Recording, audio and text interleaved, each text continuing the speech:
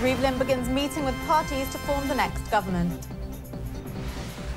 Obama says recent Netanyahu comments complicate the peace process.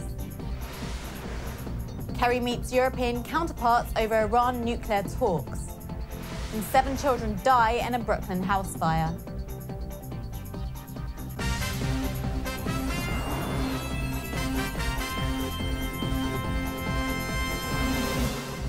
Shalom and welcome to the Jerusalem Post News. The top stories for March 22nd. President Rivlin began consultations with representatives of various parties this morning in an effort to form a governing coalition as quickly as possible. עברנו מערכת בחירות סוערת ורוויית יצרים. זו העת להתחיל תהליך איחוי וריפוי של החברה הישראלית. הממשלה שתתגבש אומנם נבחרה על ידי רוב הציבור, אך היא תצטרך לתת מענה לכל הציבור בישראל. יהודים, ערבים, ימין ושמאל, צפון ודרום, מרכז ופריפריה. Rivlin will discuss with each party who they recommend to head the new government and then decide who to task with forming the next coalition.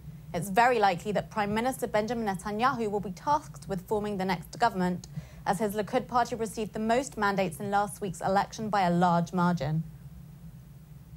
US President Barack Obama said on Friday that Netanyahu's pre-election disavowal of a two-state solution makes it hard to find a path towards serious negotiations to resolve the issue. In an interview with the Huffington Post that was published yesterday, Obama described his Thursday phone call with Netanyahu 2 days after he was re-elected. He said he indicated that the US continues to believe that the two-state solution is the only way for long-term security of Israel if it wants to stay both a Jewish and democratic state. US efforts to reach a nuclear deal continued yesterday, with Washington and its allies speaking of real progress and urging Tehran to take difficult decisions.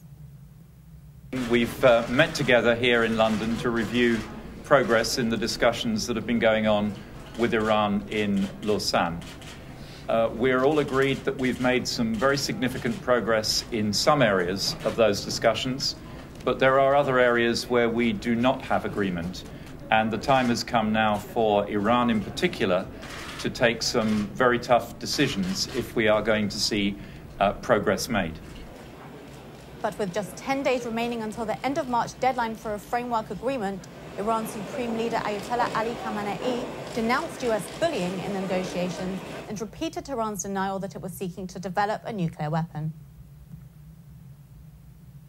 And 7 children from an Orthodox Jewish family died yesterday in their home in one of New York City's deadliest fires in years. Family that lived there, it was 8 children and a mother were home. The mother and the oldest daughter self-evacuated. They were out of the house upon our arrival. The 7 children were still in their rooms upstairs. Firefighters forced their way in, extinguished fire on the first floor, which had started in the kitchen, pushed upstairs, and found the children in their bedrooms in the back of the home. This is the largest tragedy by fire that this city has had in 7 years. Was it something on the stove? Or? It apparently was a hot plate that are used to keep food warm.